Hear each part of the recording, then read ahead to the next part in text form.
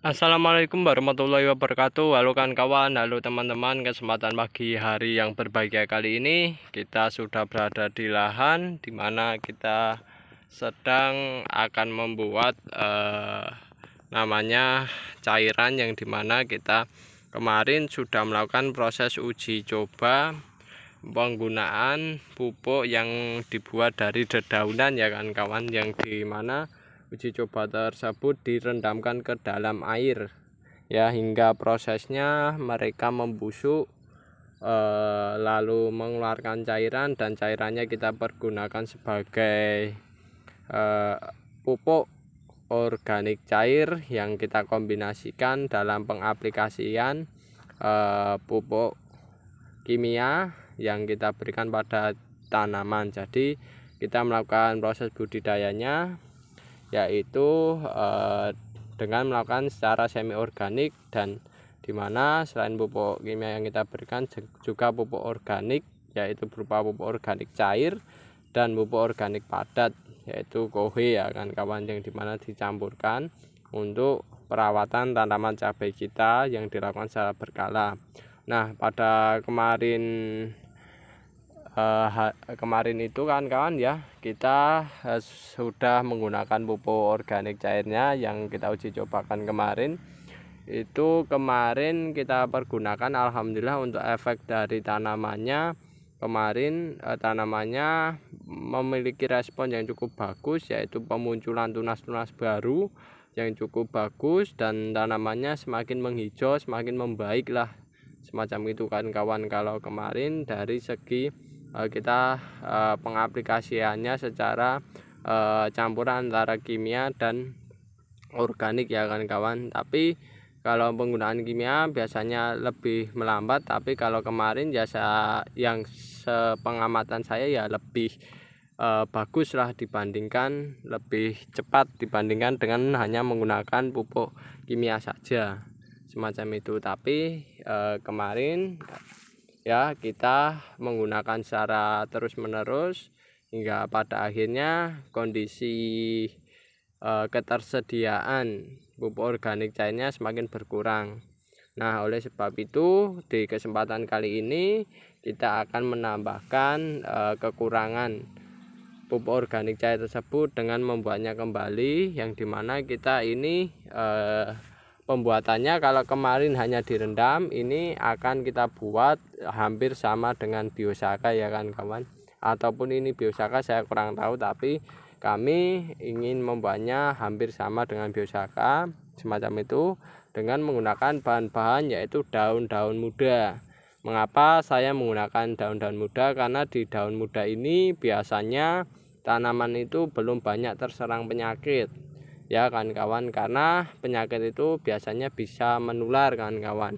Nah, tapi kita menggunakan daun muda ini karena yaitu kondisi daunnya tidak mudah kondisi daunnya ini tidak terserang penyakit, dan di sisi lain di daun muda ini biasanya ada zat perangsang tubuhnya kan kawan, ya semacam itu kan kawan, dan kondisinya steril lah, semacam itu yang kami ketahui lah, semacam itu. Dan ini kita menggunakan daun singkong, ya daun singkong. Lalu di sini ada daun kelompok legum, yaitu adalah daun turi. Nah, daun turi ini kita ambil bagian pucuk-pucuknya saja kayak gini, ya kan, daun turi.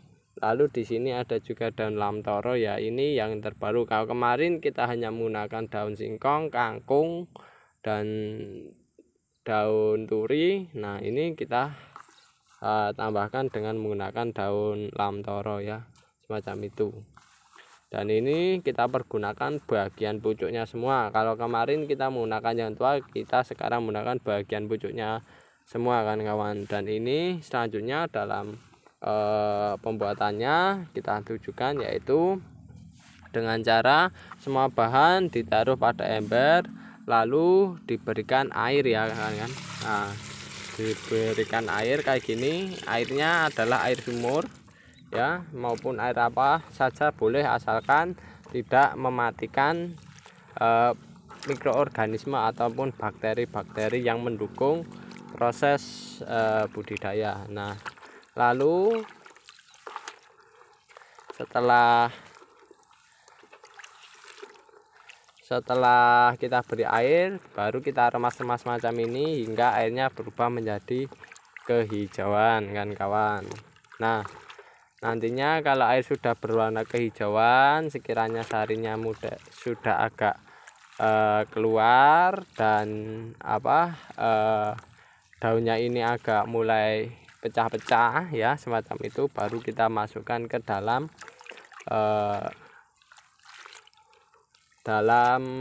cairan pupuk organik cairnya kan kawan, yang kurang kemarin ya. Ini tekniknya sederhana saja kayak gini. Yang penting kita campur dan kita rubah airnya hingga kondisi airnya menjadi berwarna kehijau-hijauan kan kawan, semacam itu ya. Kita ulet-ulet, kita remas-remas hingga kondisinya keluar air, semacam itu kan kawan, keluar cairannya. Nah, dan saya kasih tahu ya kan kawan, jadi pupuk ini saya buat dengan bahan dedaunan. Yang saya sarankan itu karena mengapa? Karena sebenarnya alasan saya membuat pupuk organik cair berasal dari daun itu karena agar nantinya pupuk organik cair ketika diberikan kepada media tanam atau media kocor ya, itu nantinya tidak menimbulkan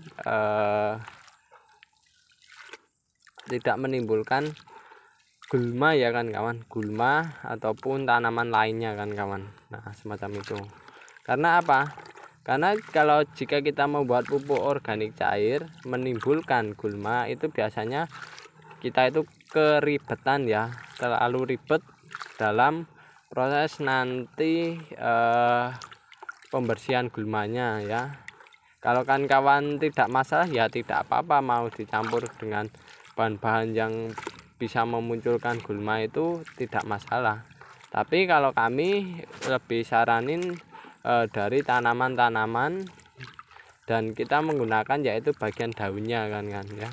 Tanaman-tanaman yang besar ya, ini contohnya lamtoro, lalu singkong, itu kan yang bagian yang tumbuh adalah bagian batangnya kalau singkong. Kalau turi ini kan bagian bijinya yang bisa tumbuh kembali. Nah, itu kan kita kalau menggunakan daunnya tidak masalah, tidak dapat menimbulkan tanaman itu tumbuh ke media tanamnya. Nah, oleh sebab itu kita menggunakan daun ini alasannya agar nantinya ketika dicampur dengan pupuk itu tidak memunculkan tanaman-tanaman yang tidak kita inginkan, macam itu. Tapi kalau kemarin dari hasil kita budidaya kemarin ya kan kawan, itu alhamdulillah respon dari tanamannya bagus ya, bagus. Dan yang jelas bagus itu dalam artian untuk pertumbuhannya bagus kan kawan, pertumbuhan tunas maupun daunnya itu bagus, tidak memberikan ciri secara tanda-tanda itu kena penyakit ataupun mati ataupun ataupun layu kayak gitu, tidak kan kawan. Kemarin itu saya lihat dan alhamdulillah hasilnya itu ya, kalau menurut saya ya membawa perubahan lah, semacam itu kan kawan, membawa perubahan terhadap tanaman-tanaman yang kita budidayakan. Nah, ini cukup kita remas-remas kayak gini. Nantinya tanaman-tanaman yang kita remas-remas macam ini ya, harapannya itu ini bahan-bahan yang hijau kayak gini itu bisa terdekomposisi dengan bagus kan kawan, jika kita remas dan sari-sarinya keluar.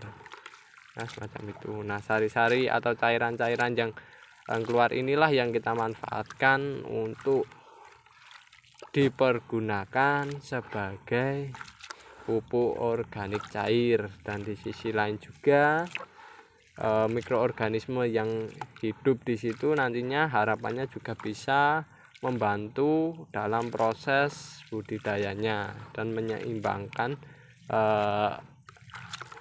kandungan ekosistem biologi yang berada pada tanah semacam itu.